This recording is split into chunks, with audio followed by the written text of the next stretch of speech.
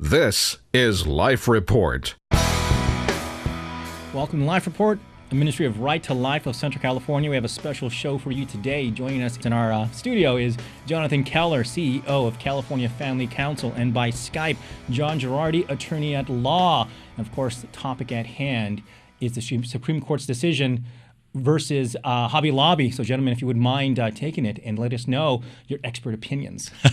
Well, Mike, thanks for having us. I know I'm in the studio, so John, if you don't mind, I'll just say hello first. But it's a pleasure to be here as CEO of California Family Council. I'm really grateful for the partnership we have here with Right to Life of Central California, and I'm really encouraged. I knew we were going to plan to record this special episode as soon as possible the day of the ruling, and I woke up early this morning not quite sure what was going to happen, and checking Twitter and waiting anxiously, and it's excited to see that in a 5-4 decision, the Supreme Court affirmed the religious rights of all people of faith, and especially people in privately held corporations. So in the case, they basically said that Hobby Lobby and the Green family, and then Conestoga Wood Specialties and the Hahn family did not have to violate their religious convictions, and they did not have to fund drugs and devices which they believed were immoral and against their deeply held religious convictions. And I think that's really a win for people of faith everywhere. So, John, what was your reading of the decision? Yeah, it was incredibly encouraging, not only for people who own and operate closely held corporations like the owners of Hobby Lobby, but it's also, I think, a very good sign for nonprofit groups, especially religious nonprofit groups, who have moral qualms, moral opposition to the HHS mandates requirements for the purchase of contraception and abortifacient drugs as part of healthcare plans for their employees.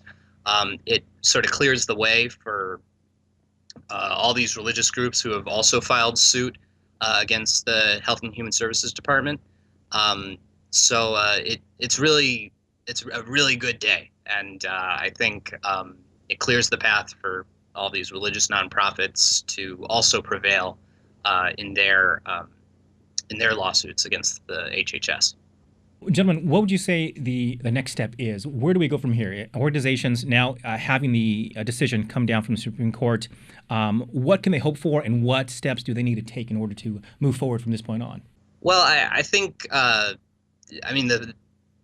path is kind of clear. The court only ruled in this case about closely held corporations. So that means for-profit corporations that have only a few shareholders who control all of the shares. So, 4 or 5, 6 people.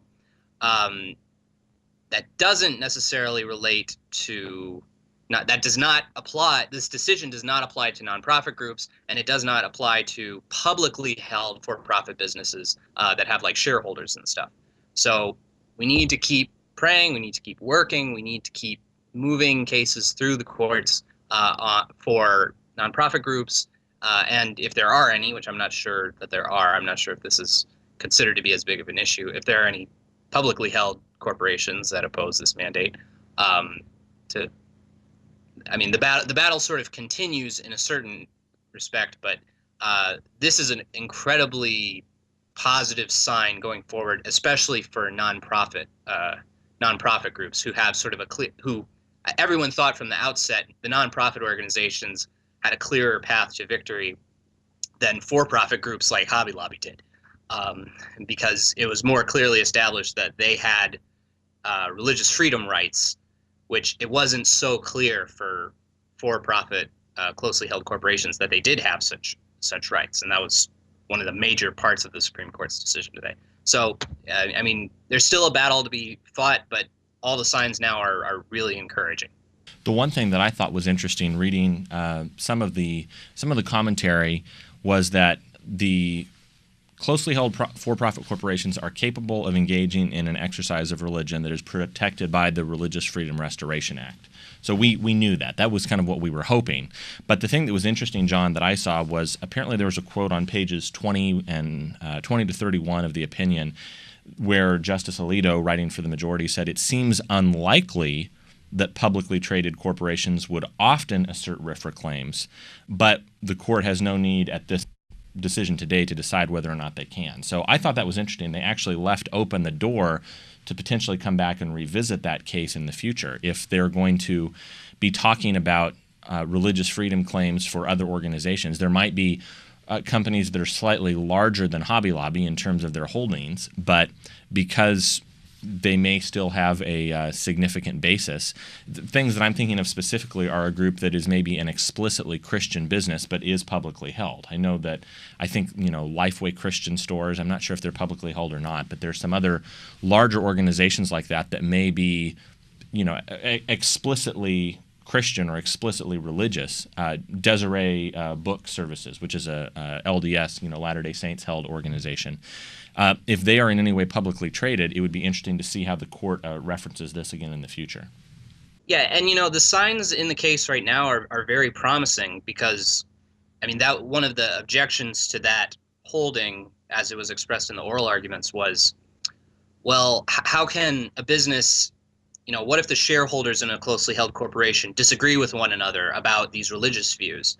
Like, how can you then say that a closely held business has a religious belief that can be violated?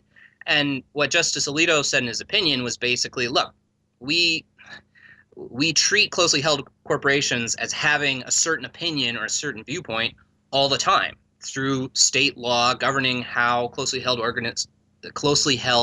corporations do voting, do shareholder voting, all the laws that regulate the functioning of closely held corporations. And he said in his ruling, look, the laws that individual states have regulating that are sufficient for determining what the religious viewpoint of a closely held corporation is. So if that's the case, it gives me some hope that for a publicly traded company with, it's publicly traded, there are a gazillion shareholders, that, there are ways that a publicly held corporation can also express its views through the votes of its shareholders at regular corporate shareholder meetings. So I think the idea that sort of the more liberal justices had was, now corporations can't have a religious viewpoint. There are too many people involved, too many cooks in the kitchen. They can't express a single religious viewpoint. And the conservatives on the majority on the court said, no, they can. And if it's true for closely held corporations, I think there's a chance it could also hold for publicly traded corporations too. What does this ruling mean for groups and organizations such as, for example, Little Sisters of the Poor and the likes? Well, so going into the legal challenges that arose out of the HHS mandate, it was pretty clear that not-for-profit groups, charitable organizations, religious organizations like the Little Sisters of the Poor, we're going to have an easier time than the Hobby Lobbies of the world, for-profit, ostensibly secular, private corporations, because basically the definition of who can assert a religious freedom claim, that was sort of the key issue. It was understood and accepted that religious organizations, nonprofit organizations, religious nonprofits especially, can have protected freedom of religion, expressions of their religion. Whereas, and it was clear that the Religious Freedom Restoration Act applied to them also. So it was just a matter of applying the test in the Religious Freedom Restoration Act to them, and bada bing, bada boom, they win. With Hobby Lobby, it was a bit murkier because it wasn't really settled whether closely held corporations were persons who could express, who could make freedom of religion claims under the Religious Freedom Restoration Act. So from the get-go, Little Sisters of the Poor, they were always going to have an easier road to hoe than than Hobby Lobby was going to have. And this, I think, just confirms, I think the fact that this case came out the way it did makes it very, very likely that the Little Sisters of the Poor are going to prevail, because it's already settled. They have the ability to make a claim under the Religious Freedom Restoration Act, and the Supreme Court's already decided that this is not the most narrowly constrained way of attaining this government purpose of providing contraceptive coverage for people. So I think it's pretty much crystal clear that they're going to win. So, and I'm really excited to hear that, because I think that you look at other organizations and you look at how the HHS, Health and Human Services Department, had been trying to tailor this exemption.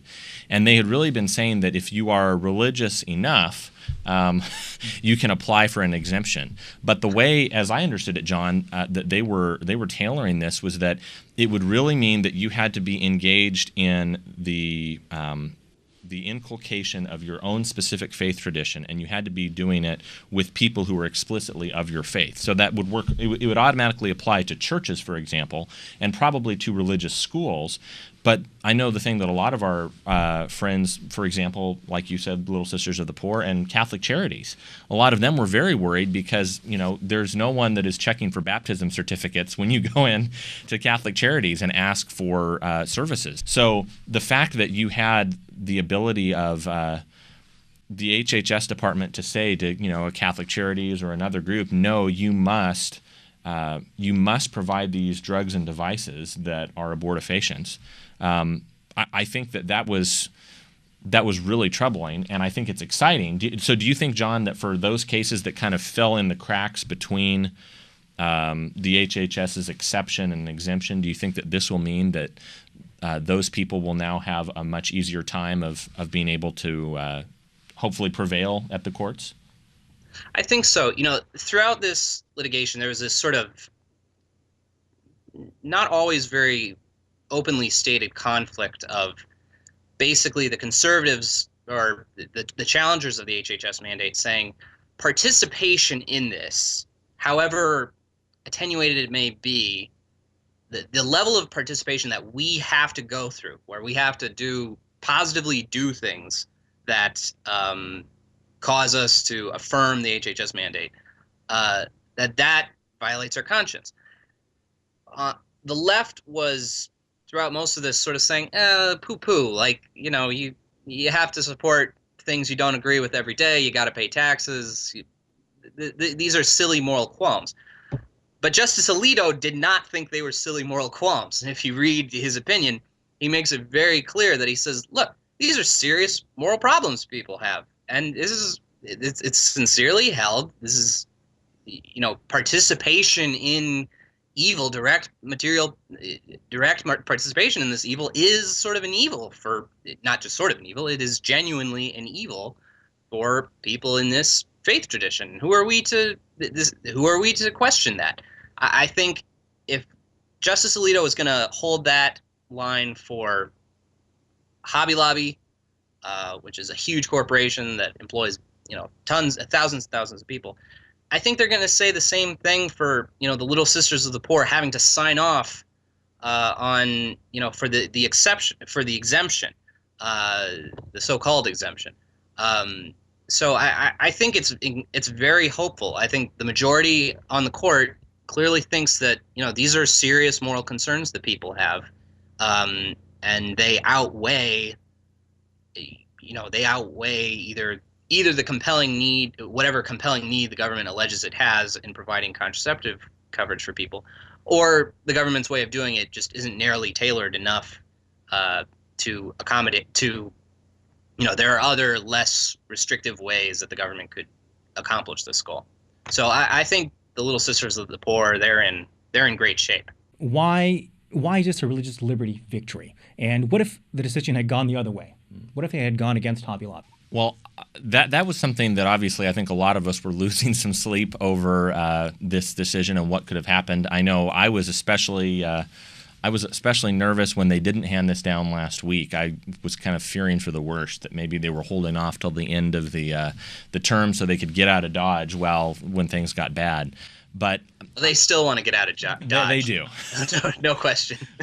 Whatever way they ruled, they were going to make people mad. The good news is, if you go and see a lot of the footage from the front of the Supreme Court today, the overwhelming majority of demonstrators that were out there were pro-religious liberty. And the reason I think this is so significant is because a lot of people might say, well, gosh, is it that big of a deal? I mean, birth control, what's the big deal? I know obviously for a lot of our Catholic friends, Catholic listeners, that's a bigger deal. For some of us that are maybe Protestant evangelical, or I know we have people that listen to the show that are have no faith background. What does it matter for you? Well, the difference is if you can have the government begin to tell you that you have to spend your private money not to pay into taxes as just part of the government, but if you have to directly spend it to directly purchase and provide things that you object to. If this would have gone the other way, what would be the difference from the HHS department saying, well, now we believe that surgical abortion up till the 9th month of pregnancy is a moral good and you have to pay for this? Or what if they would have said, and we're seeing this in other states around the country and certainly in countries around the world, what if they would have said, well, if your child is in unbearable pain and suffering, we're going to mandate that you pay for your child to be euthanized. I mean, it really is an incredibly slippery slope if the government would have not kind of put up a firewall against the HHS department and against really the government overreach. And not to get too political, but I'm excited to see both with this case and the case that, John, I know you commented on last week. The fact is we're seeing pro-life victories at the Supreme Court consistently, and that's encouraging. Other than the Obamacare decision itself, but yeah, other than that enormous one. But no, you're right. These are very encouraging signs. Jonathan Keller, CEO of California Family Council, and John Gerardi, attorney at law. Gentlemen, I thank you very much for being part of the show. Thank you, guys.